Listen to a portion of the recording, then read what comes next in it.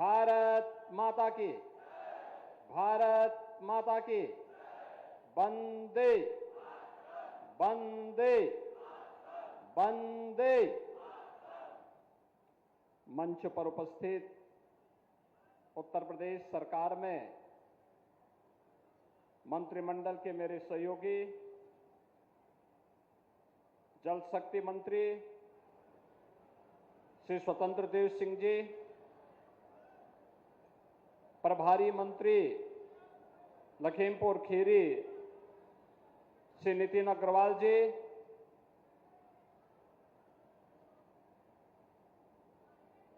माननीय विधायकगण, इस क्षेत्र के लोकप्रिय विधायक श्री रोमी साहनी जी,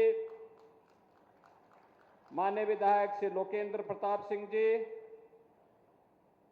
माननीय विधायकगण श्री अमीन कमन गिरी जी, योगेश वर्मा जी, श्रीमती मंजू त्यागी जी, श्री शशांक वर्मा जी, श्री विनोद शंकर अवस्थी जी, श्री सौरभ सिंह सोनो जी, भारतीय जनता पार्टी के जिला के अध्यक्ष श्री सुनील सिंह जी, नरेंद्र सिंह जी, जिला प्रभारी श्री वासुदेव मौर्य जी, नगर पालिका पलिया के अध्यक्ष श्रीमती लक्ष्मी देवी गुप्ता जी, नगर पालिका गोला के अध्यक्ष श्री विजय शुक्ला जी, प्रमुख पलिया श्री वीरेंद्र कुमार शुक्ला जी, प्रमुख निगासन श्री अमनदीप सिंह जी, नगर पंचायत मैलानी के अध्यक्ष श्रीमती कीर्ति माहेश्वरी जी, हरप्रीत सिंह जी, मंच पर उपस्थित भारतीय जनता पार्टी के सभी पदाधिकारीगण और आज लखीमपुर खीरी के पलिया, निगासन आदि क्षेत्रों की बाढ़ की समस्या के समाधान के उद्देश्य से आयोजित आज की सभा में उपस्थित बहनों और भाइयों, मैं सबसे पहले पहलगांव में भारत के उन पर्यटकों पर जो देश के अलग अलग राज्यों से जाकर के एक भारत श्रेष्ठ भारत की तर्ज पर कश्मीर से कन्याकुमारी के प्रधानमंत्री मोदी जी के अभियान के साथ जुड़कर कार्य कर रहे थे, कायराना आतंकी हमले की निंदा करते हुए उत्तर प्रदेश वासियों की ओर से उन सभी परिवारजनों के प्रति जिन्होंने अपने परिवार के सदस्यों को खोया है, उनके प्रति अपनी संवेदना व्यक्त करते हुए दिवंगत आत्माओं के प्रति विनम्र श्रद्धांजलि अर्पित करता हूं। बहनों और भाइयों, सभ्य समाज में आतंकवाद के लिए कोई जगह नहीं हो सकती, अराजकता के लिए कोई जगह नहीं हो सकती। भारत सरकार की सुरक्षा, सेवा और सुशासन का जो मॉडल है वह विकास पर आधारित है, गरीब कल्याण पर आधारित है और सबकी सुरक्षा पर आधारित है। लेकिन अगर कोई सुरक्षा में सेंध लगाने का दुस्साहस करेगा तो उसके लिए जीरो टॉलरेंस की नीति के तहत उसको जिस भाषा में समझेगा उस भाषा में उसका जवाब देने के लिए आज ये नया भारत तैयार है। प्रधानमंत्री मोदी जी के नेतृत्व में ये नया भारत किसी को छेड़ता नहीं, लेकिन अगर किसी ने छेड़ा है तब उसको छोड़ेगा भी नहीं, छोड़ेगा भी नहीं। बहनों और भाइयों, आज इसी जीरो टॉलरेंस की नीति के तहत उत्तर प्रदेश के अंदर प्रधानमंत्री मोदी जी के मार्गदर्शन में हम लोगों ने उत्तर प्रदेश को माफिया मुक्त किया, अराजकता से, दंगों से मुक्त किया, विकास की प्रक्रिया में तेजी के साथ उभरते हुए एक राज्य के रूप में उत्तर प्रदेश को स्थापित करते हुए देश की अग्रणी अर्थव्यवस्था के रूप में ला करके खड़ा कर दिया है। अब उत्तर प्रदेश के नौजवानों के सामने पहचान का संकट नहीं है। अब उत्तर प्रदेश देश के अंदर आधुनिक इंफ्रास्ट्रक्चर का प्रदेश है। हाईवे है, world class highway, express way का अपना संजाल है, रेलवे का बेहतरीन नेटवर्क है, देश की पहली इनलैंड वाटरवे और देश की पहली रैपिड रेल यह भी उत्तर प्रदेश के अंदर चलती है। सर्वाधिक शहरों में मेट्रो का संचालन उत्तर प्रदेश के अंदर हो रहा है। चाहे वह बाढ़ की समस्या हो या बीमारी की स्थायी समस्या का समाधान, आज नए भारत का नया उत्तर प्रदेश इन समस्याओं का समाधान बखूबी करने के लिए आगे बढ़ा है। और बहनों और भाइयों, उसी क्रम में मैं गत वर्ष यहां आया था। मुझे उस समय दुख हो रहा था जब मैं पलिया क्षेत्र में, निगासन क्षेत्र में बाढ़ की समस्या से जूझते हुए लोगों को देख रहा था। और तब मैंने रोमी साहनी जी को बोला था, तब मैंने शशांक वर्मा को भी कहा था, तब मैंने यहां पे प्रभात वर्मा जी को भी कहा था। मैंने कहा चिंता मत करिए, इसकी अस्थायी समाधान का रास्ता हम लोग निकालेंगे। और आज मुझे प्रसन्नता है कि इन जनप्रतिनिधियों के सहयोग से जल शक्ति विभाग शारदा नदी में बाढ़ की समस्या का स्थायी समाधान के लिए उसे चैनलाइज करने जा रहा है। किसान का खेत भी नहीं जाएगा, खेत भी बचेगा और बाढ़ से बस्ती भी बचेगी। हमेशा का समाधान का रास्ता निकालने के लिए आपने देखा होगा 7 किलोमीटर का एक लंबा चैनल बनाने का कार्य हो रहा है। मुझे अप्रैल प्रथम सप्ताह में आना था, लेकिन मैंने इसीलिए उस समय कहा कि चलो पहले काम प्रारंभ करने दो। और मुझे अच्छा लगा कि यह कार्य आज तेजी के साथ आगे बढ़ गया है। उस समय यहां पर जल शक्ति मंत्री श्री स्वतंत्र देव सिंह जी आए थे, प्रभारी मंत्री आए थे, रोमी साहनी जी और अन्य जनप्रतिनिधिगण आए थे। और आज मुझे अच्छा लगा कि कार्य तेजी के साथ आगे बढ़ रहा है। बहनों और भाइयों, सरकार जो पैसा खर्च करती है, ये सरकार के अपने पास का पैसा नहीं है, मुख्यमंत्री के पास का पैसा नहीं है, मंत्री के पास का पैसा नहीं है। यह पैसा है जनता जनार्दन का, टैक्स के द्वारा अर्जित पैसा। इसका सदुपयोग होना चाहिए। इसके लिए पहले हमारे सामने प्रस्ताव आया था 180 करोड़ रुपए की लागत से एक तटबंध बनाया जाए। तो मैंने कहा तटबंध से क्या होगा? कहा जमीन जाएगी किसानों की। तो मैंने कहा मिट्टी का तटबंध कितने दिन तक? शारदा नदी में 3 लाख क्यूसिक वाटर आएगा, कैसे वो मिट्टी का तटबंध रोक पाएगा? ये समस्या का समाधान नहीं। नदी को चैनलाइज करिए, ड्रेजर मंगाइए, एक साथ नदी को चलने का रास्ता दीजिए, बाढ़ की समस्या का समाधान होगा।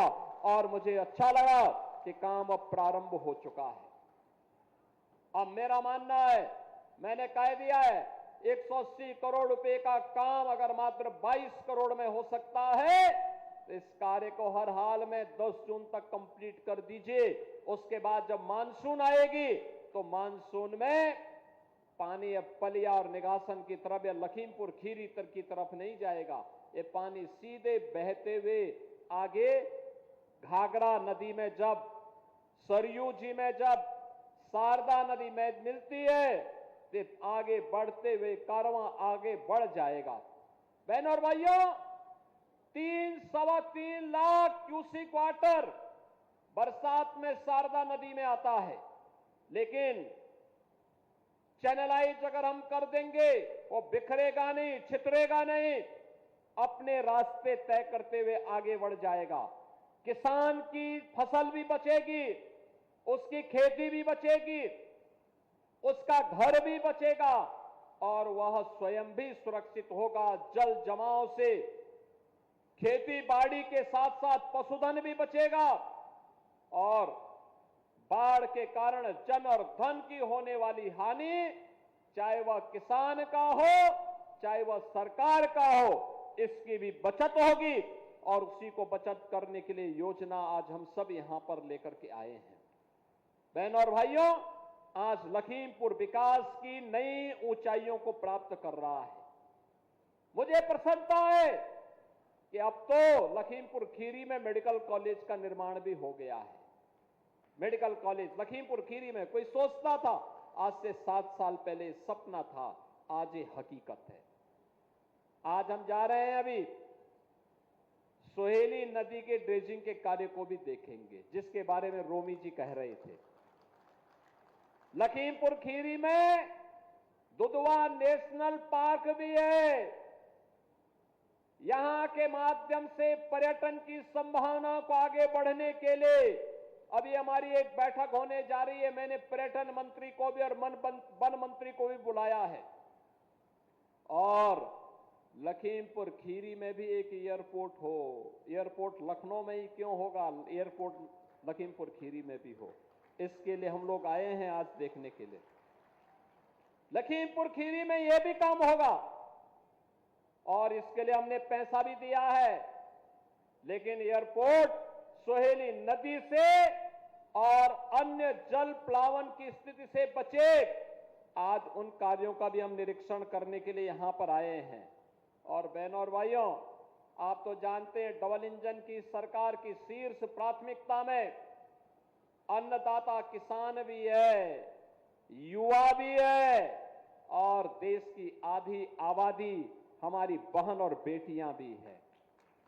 अन्नदाता किसान के कर्ज की माफी की शुरुआत से सरकार प्रारंभ हुई थी। आज प्रधानमंत्री मोदी जी की कृपा से प्रधानमंत्री किसान सम्मान निधि का लाभ हर अन्नदाता किसान को उपलब्ध करवाया जा रहा है और अन्नदाता किसान को किसान सम्मान निधि के साथ साथ गन्ना मूल्य के भुगतान के बारे में जो चिंता यहां के जनप्रतिनिधियों की है, बहनों और भाइयों, हमने तो पहले दिन से कहा है कि किसी को भी अन्नदाता किसानों का शोषण करने की इजाजत नहीं देंगे, किसी को भी नहीं देंगे। आपने देखा होगा 2017 के पहले गन्ना किसानों का 10-10 वर्षों का गन्ना मूल्य का बकाया रहता था।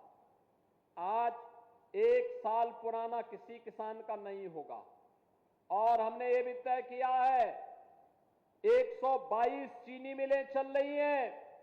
122 में से हम लोगों ने तय कर दिया है 105 चीनी मिलें ऐसी हैं, बहनों और भाइयों, जो 1 सप्ताह के अंदर गन्ना मूल्य का भुगतान कर रही हैं।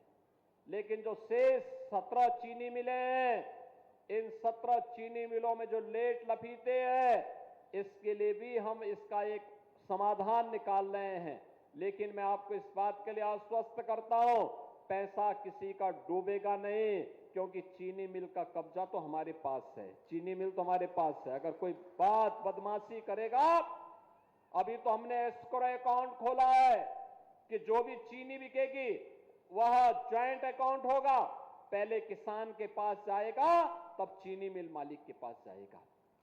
और अगर कोई इसके बाद भी बदमाशी करने का काम करेगा तो हम चीनी मिल को ही नीलामी करके पहले किसानों का गन्ना मूल्य का भुगतान करेंगे और तब जाकर के फिर कोई और कार्य होने देंगे।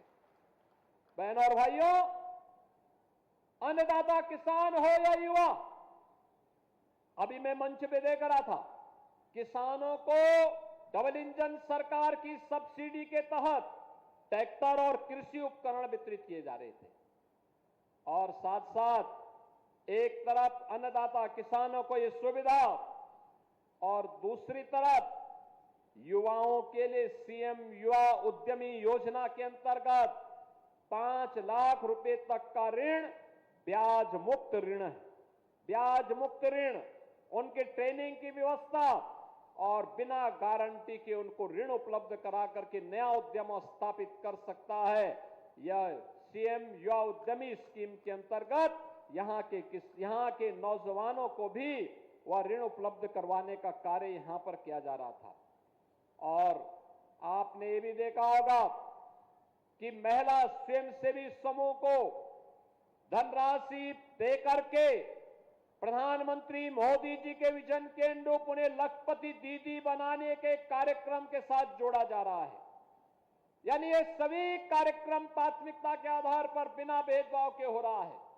लेकिन बहनों और भाइयों, आपने देखा होगा जो लोग विकास नहीं चाहते, जो लोग विकास के विरोधी हैं, जो महिला विरोधी हैं, जो युवा विरोधी हैं, जो अन्नदाता किसान के विरोधी हैं, जब इन्हें शासन करने का अवसर मिला था, इन्होंने किसानों को आत्महत्या करने के लिए मजबूर किया था, युवाओं को प्लान करने के लिए मजबूर किया था और पेशेवर गुंडे और माफियाओं को बहन और बेटी और व्यापारियों के साथ सुरक्षा पर सेंध लगा करके उनके जीवन के साथ खिलवाड़ करने का काम किया था।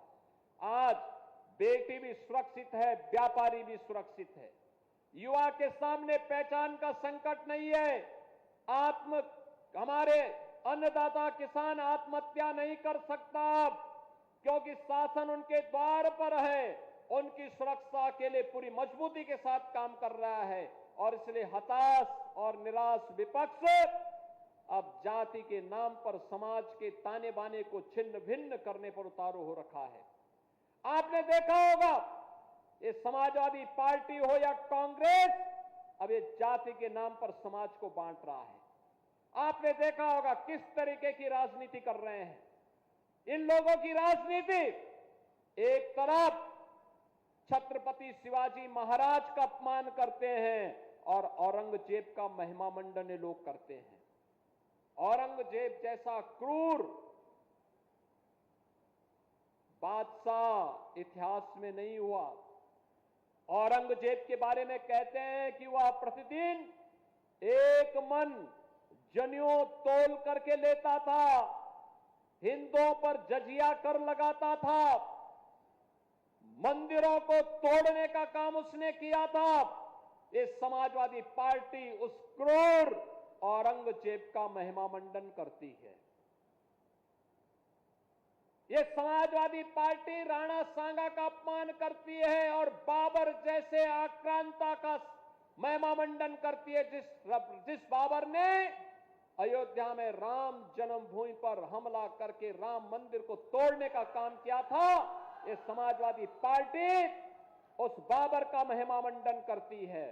और ये समाजवादी पार्टी, याद करिए 2 वर्ष पहले जब पूरे देश के अंदर प्रधानमंत्री मोदी जी के नेतृत्व में रन फॉर यूनिटी का कार्यक्रम चल रहा था, लौह पुरुष सरदार वल्लभ भाई पटेल जी की जयंती के कार्यक्रम के साथ पूरा देश जुड़ा हुआ था। समाजवादी पार्टी के मुखिया उस समय जिन्ना का महिमा मंडन कर रहे थे।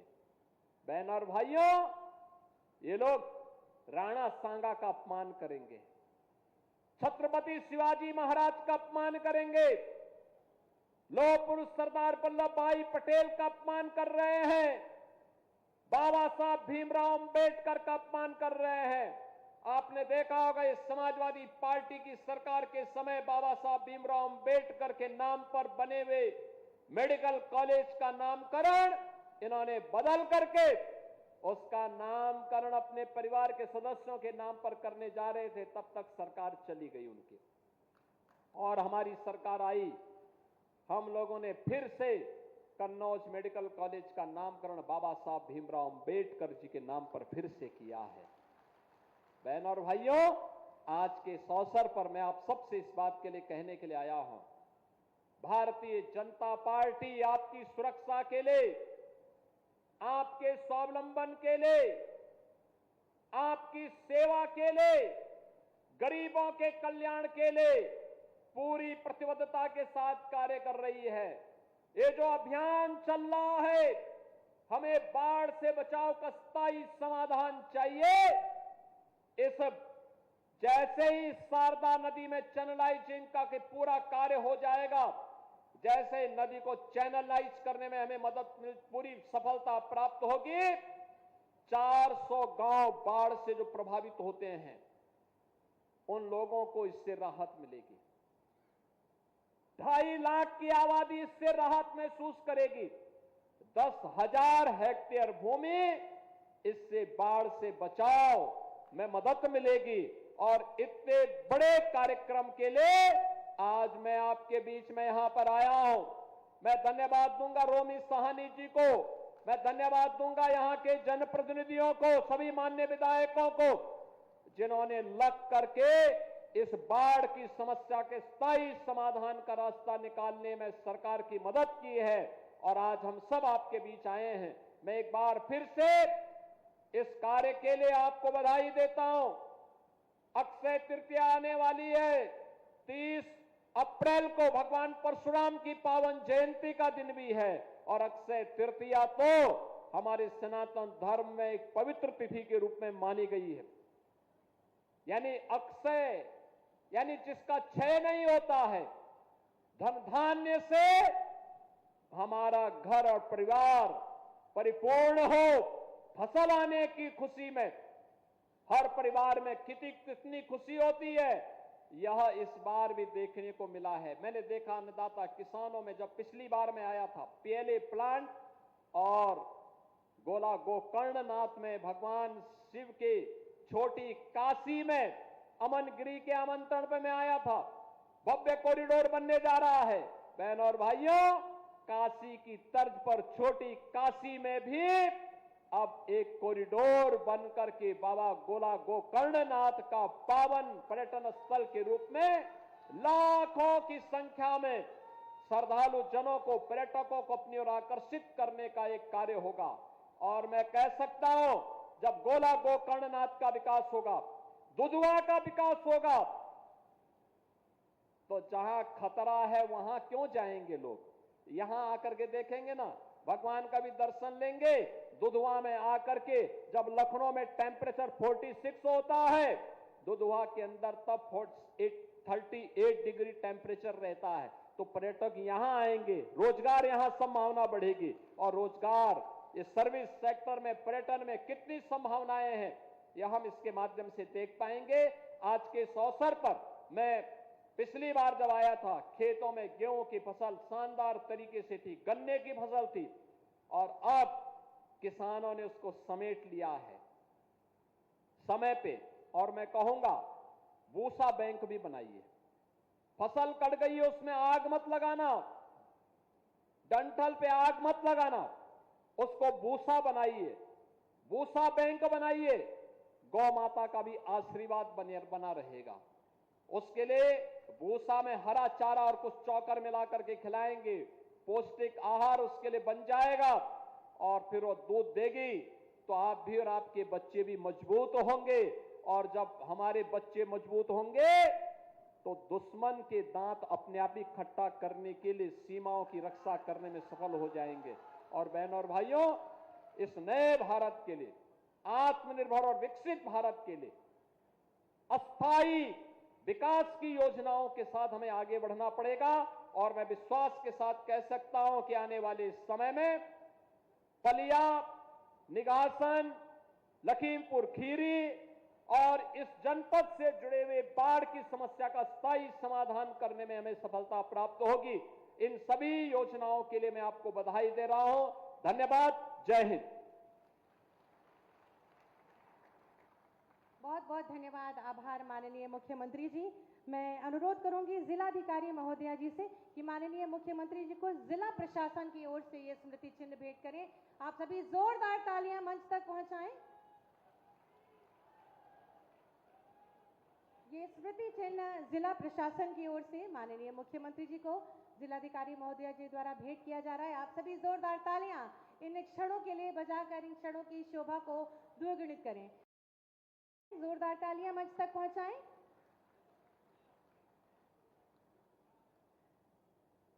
लाभार्थियों से व्यक्तिगत रूप से वार्ता करते हुए माननीय मुख्यमंत्री जी, नीतू, आप सभी देख सकते हैं कि एक अभिभावक की भांति माननीय मुख्यमंत्री जी सभी लाभार्थियों से ये कंफर्म कर रहे हैं कि उनको आवास मिल गए या नहीं। जोरदार तालियां मंच तक पहुंचाएं। कुसुमा, कुसुमा,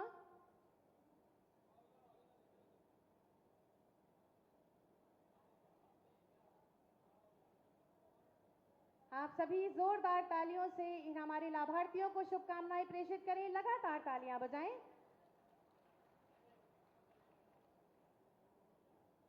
और रीमा, आप सभी